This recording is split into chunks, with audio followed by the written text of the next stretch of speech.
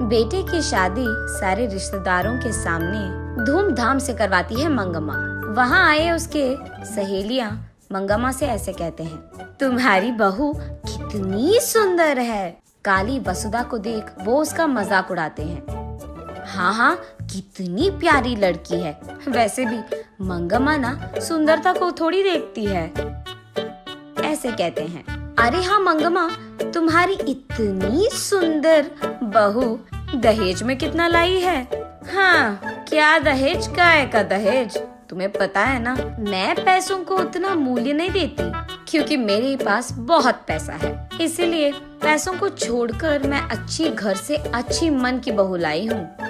बाहर तो मंगम्मा यही कह रही थी, लेकिन अंदर वसुधा जो 100 एकड़ का भूमि अपने साथ दहेज में ला रही है, उसके बारे में सोचते हुए बहुत खुश होती है।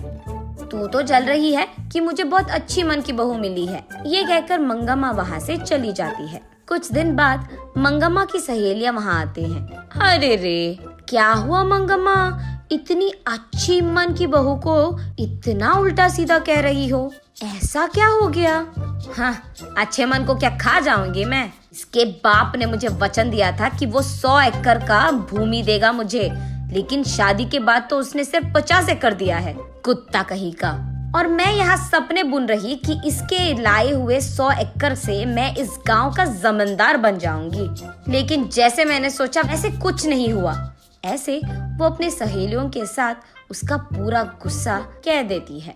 ये सब सुनकर मंगम्मा की सहेलियां अंदर ही अंदर बहुत खुश होते हैं और ये सोचते हैं कि अच्छा हुआ, इसको तो ऐसे होना ही था।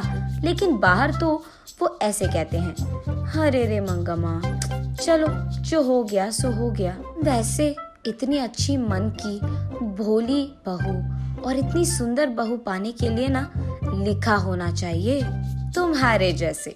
ऐसे हंसते हुए उसका मजाक उड़ाकर वहाँ से चले जाते हैं। छा, इस बहू के कारण ये लोग भी मेरा मजाक उड़ा रहे हैं, ऐसे चिढ़ जाती है।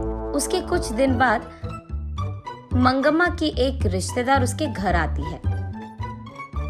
क्यों मंगम्मा, कैसे हो तुम? माफ कर देना, मैं तुम्हारे बेटे की शादी में नहीं आ पाई, लेकिन बहू को तो दिखा दो, ऐसे कहती है। ठीक तभी वहाँ वसुधा को गुजरते हुए देख मंगम्मा, कौन है ये अति सुंदर लड़की? तब मंगम्मा जो कुछ भी हुआ उसे बताती है। ये सुनकर वो रिश्तेदार ऐसे कहती है, ये सब छोड़ो, कम से कम पोता पोती नसीब हुए क्या? हाँ हाँ, वही रह गया था, ऐसे गुस्से में कहती है मंगम्मा। हाँ, तो फिर और क्या सोच रही है मंगम्मा, इस कचरे को यहीं से भगा दो, उसके बाद तेरे बेटे के लिए ना एक अच्छी सुंदर बड़े घर की बेटी मैं लाऊंगी, ऐसे कहती है। वहीं खड़ी ये सब सुनती है वसुधा। वो दुर्गा माँ के पास जाकर ऐसे रोने लगती है। देवी, मैंने क्या पाप कर दिया? इस रंग में जन्म पाकर बचपन में ही तूने मुझे धोखा दे दिया। शादी के बाद मुझे बच्चे भी नसीब नहीं हुए। अब लग रहा है कि मेरी शादी भी टूट जाएगा। इनके पैसों की प्यास में क्या मेरी जिंदगी व्यर्थ हो जाएगी? ऐसे रोती रहती है। अगले दिन मंगम्मा के घर के सामने एक मुनि आता है और भवती भिक्षाम देही ऐसे पूछते हैं। ये सुनकर वसुधा एक थाली में सारे व्यंजनों को लगाकर उस मुनि के पास जा ही रही थी कि मंगम्मा ये देख, हाँ, जो भी यहाँ आता है उसको ये सब देने के लिए तेरे बाप ने यहाँ 100 एकड़ का भूमि नहीं छोड़ा है। आई बड़ी, तुझे खिलाना ही बहुत ज्यादा हो गया और तू इसको खिला रही है, चल निकल यहाँ से, ऐसे गुस्सा करती है।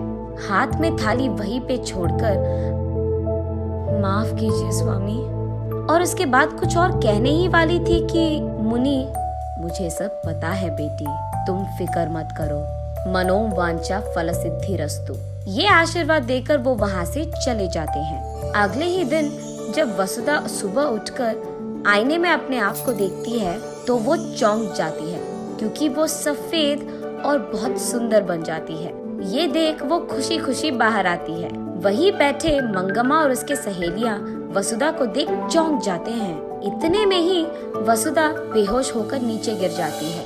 आंखें खोलने पर उसका पति, उसके सास और एक डॉक्टर भी वही रहते हैं।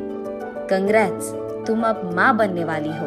और उसके सास को, अरे आप दादी बनने वाले हैं। ऐसे वसुधा के जीवन में उस देवी के आशीर्वाद के कारण खुशियां ही खुशियां थी। नैतिक, जब मुश्किलों का सामना करना हो तो हिम्मत से काम लेना होगा, क्योंकि सिर्फ तब भगवान कोई ना कोई रूप में तुम्हारी मदद कर देगा।